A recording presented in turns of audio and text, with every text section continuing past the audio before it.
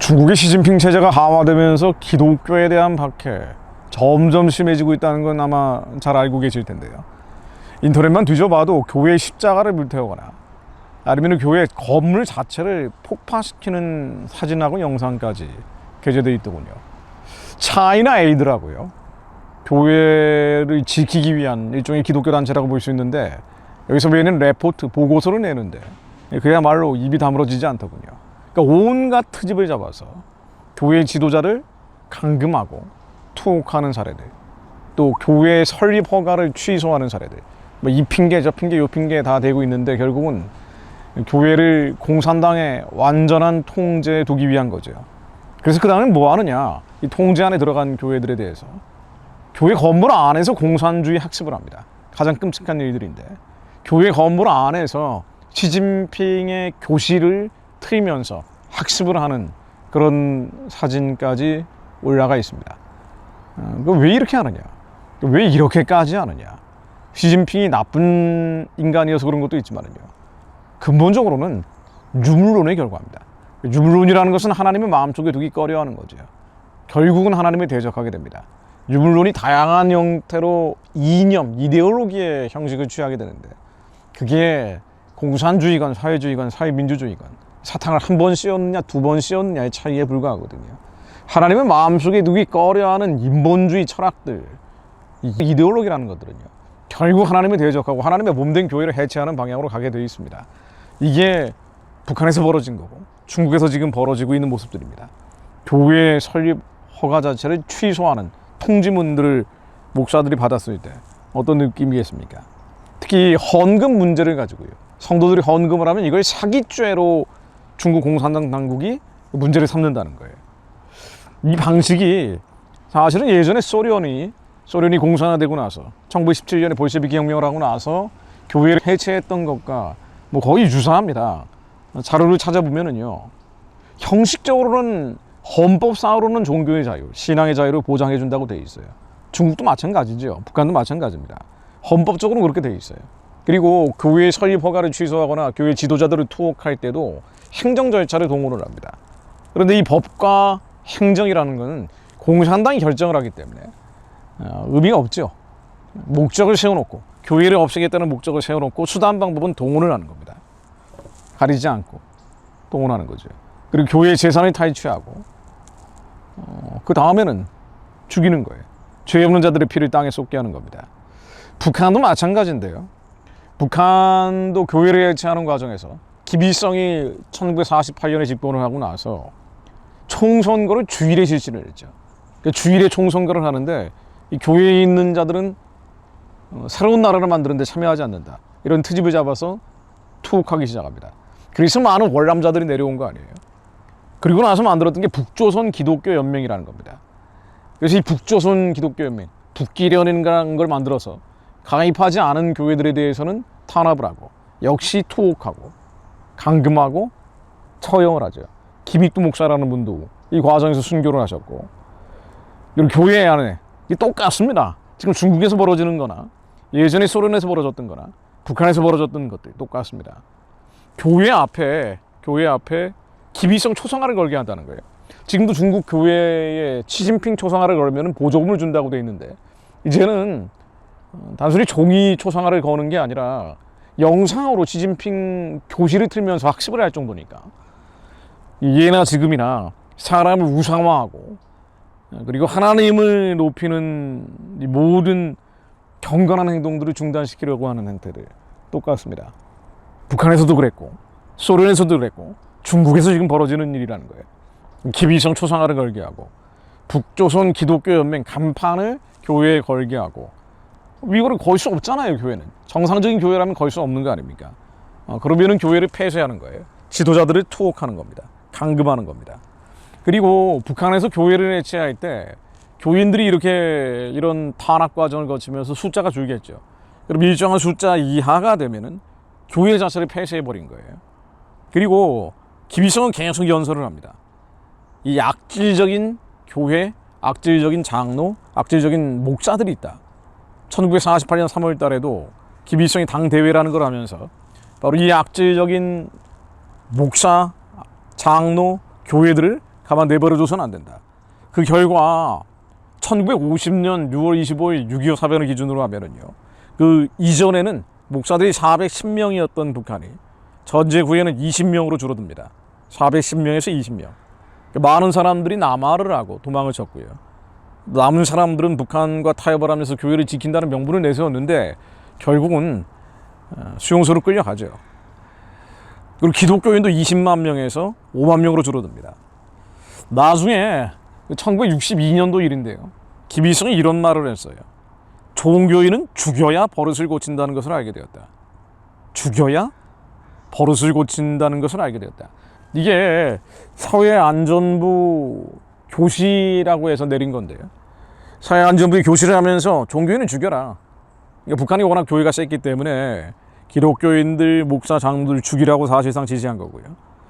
김일성 어록을 보면은 김일성 저작선집이라고 있죠. 김일성 어록들을 모아놓은 게 저작선집인데 일권을 보면은 이런 말도 나옵니다.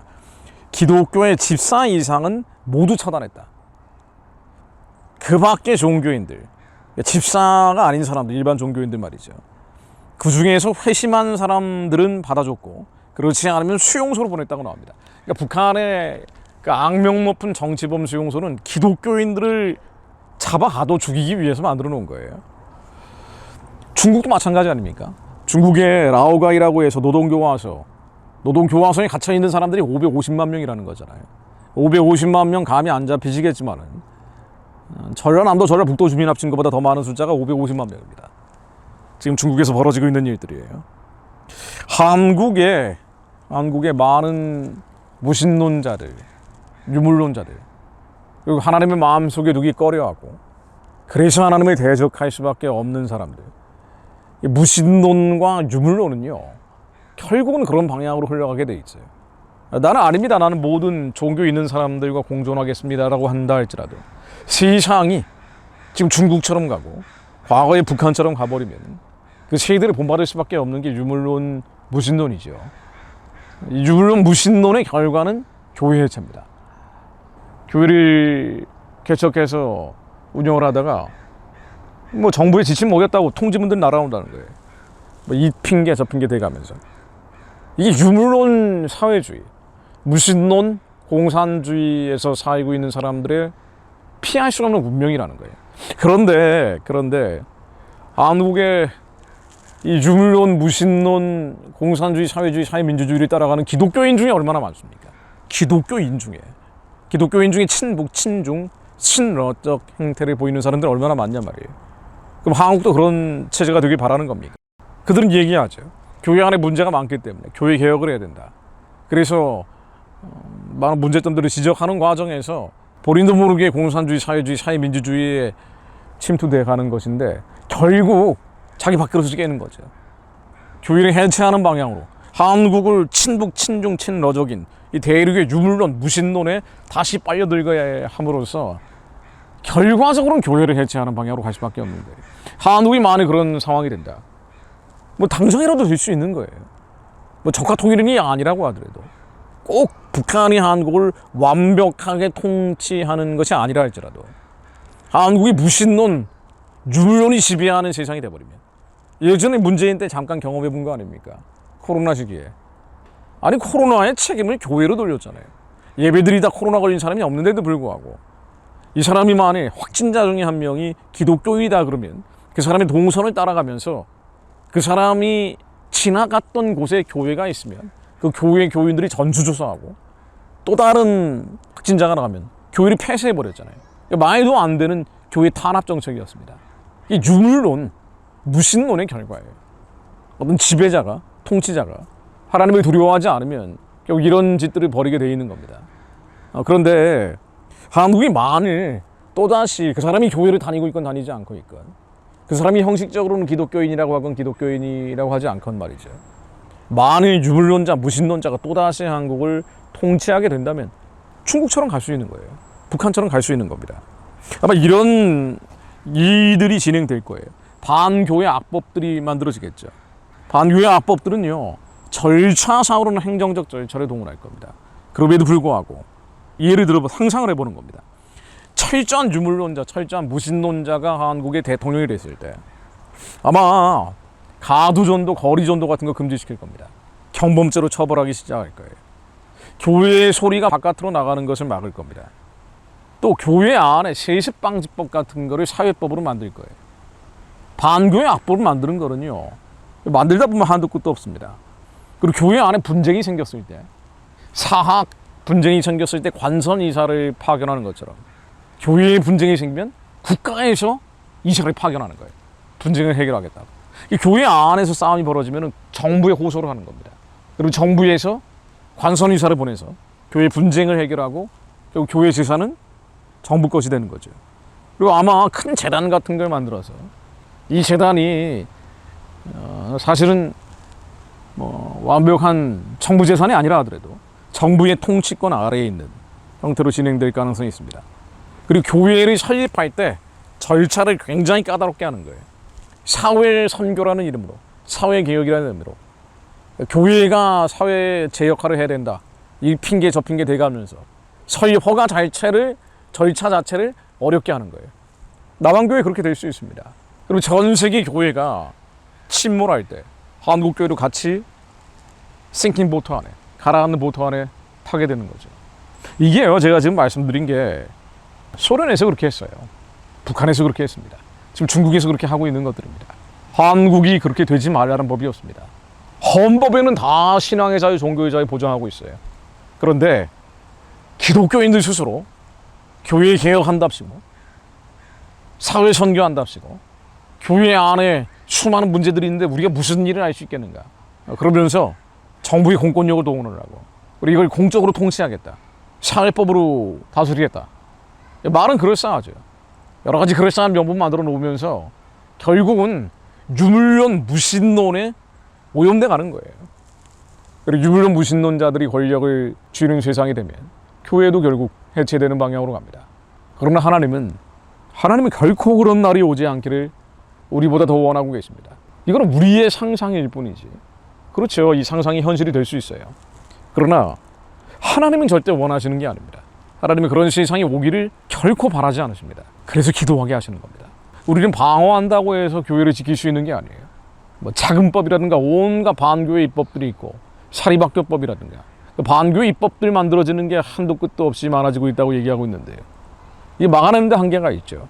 하나님이 원하시는 것은요, 이걸 막아내서 공산화되지 않고 교회를 지켜내는 그 차원이 아니고 결국은 북한을 열고 중국을 열고 러시아를 열고 대륙과 초원을 열어서 선교하는 나라, 한국 교회가 단순히 방어하는 데서 그치는 게 아니라 천국을 침노하는 교회가 되기 원하십니다. 북한의 우상 숭배의 진이 평화적으로 무너지고 저 땅을 재건해서 중국의 문을 여는, 러시아의 문을 여는 교회가 되기를 원하십니다.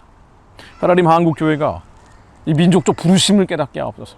대륙에서 몰려오는 유물론 무신론의 쓰나미에 맥없이 무너지는 일이 없게 하시며 불의세적 속이 몰려온다고 해서 피약을 숨고 달아나 버리는 것이 아니라 하나님의 완전하신 말씀을 선포함으로 승리하는 거예요. 예수 그리스도 이름으로 명하노니 북한의 우상체제는 무너질지어다, 중국 공산주의지는 무너질지어다. 말씀으로 싸워 이기는 교회들이 일어나게 하옵소서. 저희들이 그런 교회 되게 하시어 2천만 북한 동족 살려내고 14억 중국 인구들 복음화하는 주님의 다윗의 열쇠로 쓰임받게 하옵소서. 그때까지 북한의 기독교인들과 충북의 기독교인들을 보존시켜 주옵소서. 용광로스에서 연단되고 있는 저들의 신앙만큼 저희들의 신앙도 말씀으로 단단해지게 하옵소서. 예수 그리스도 이름으로 기도드립니다. 아멘.